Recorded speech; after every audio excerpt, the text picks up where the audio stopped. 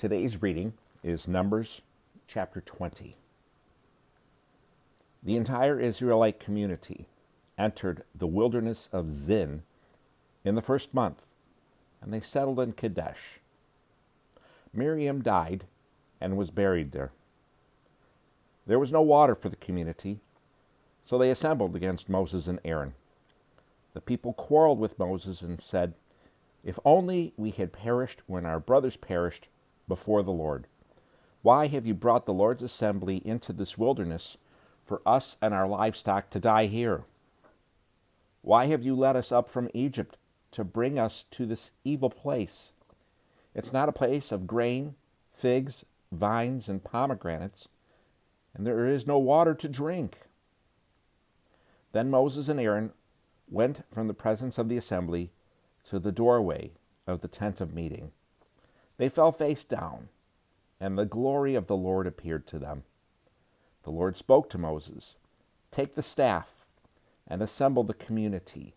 You and your brother Aaron are to speak to the rock while they watch, and it will yield its water. You will bring out water for them from the rock and provide drink for the community and their livestock." So Moses took the staff from the Lord's presence, just as he had commanded him. Moses and Aaron summoned the assembly in front of the rock, and Moses said to them, "Listen, you rebels, must we bring water out of this rock for you?" Then Moses raised his hand and struck the rock twice with his staff, so that abundant water gushed out, and the community and their livestock drank. But the Lord said to Moses and Aaron, "Because you did not trust me to demonstrate my holiness in the sight of the Israelites, you will not bring this assembly into the land I have given them. These are the waters of Meribah, where the Israelites quarreled with the Lord, and he demonstrated his holiness to them." Moses sent messengers from Kadesh to the king of Edom. "This is what your brother Israel says. You know all the hardships that have overtaken us. Our fathers went down to Egypt, and we lived in Egypt many years. But the Egyptians treated us and our fathers badly. When we cried out to the Lord, he heard our plea and sent an angel and brought us out of Egypt. Now look, we are in Kadesh, a city on the border of your territory. Please let us travel through your land. We won't travel through any field or vineyard or drink any well water. We will travel the king's highway, and we won't turn to the right or the left until we have traveled through your territory."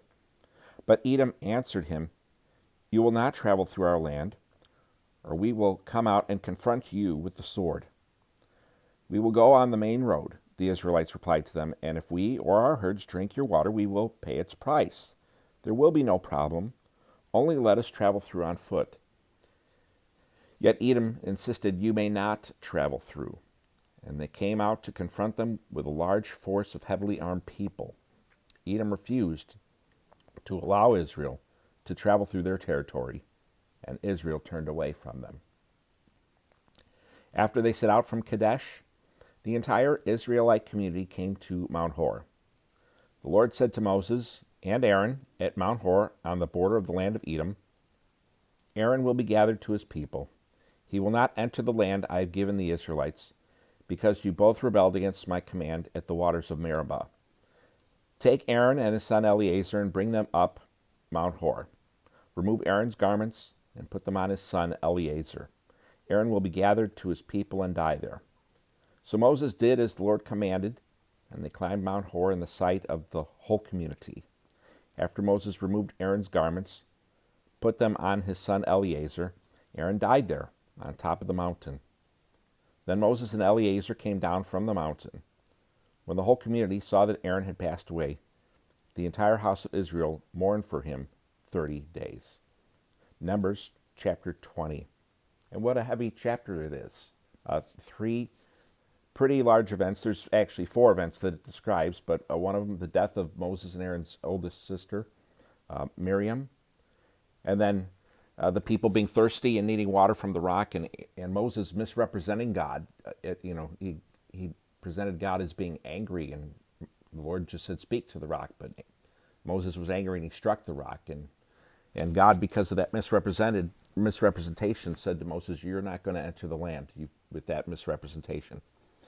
And then this event, not as sad as an event as these other events in the chapter, but they approached Edom, which was a bloodline related to them through Abraham, and Edom wouldn't let them travel through their land. And then the final ending event on that chapter, also a sad note, the death of Aaron. So both of Moses' siblings, or at least two siblings of his that we know of, passed away in that chapter. Heavy chapter, but that's what the Bible does. It records its people. It doesn't just record them all as shiny, perfect people. It actually, the ones that it doesn't record a sin from are very rare. It just paints us as we are, and it paints the quote-unquote heroes of the Bible as they are, with all their sins and mistakes and failings, and that can bring us comfort, because if God can use them, then he can use us. Hope you have a great day. We will see you tomorrow.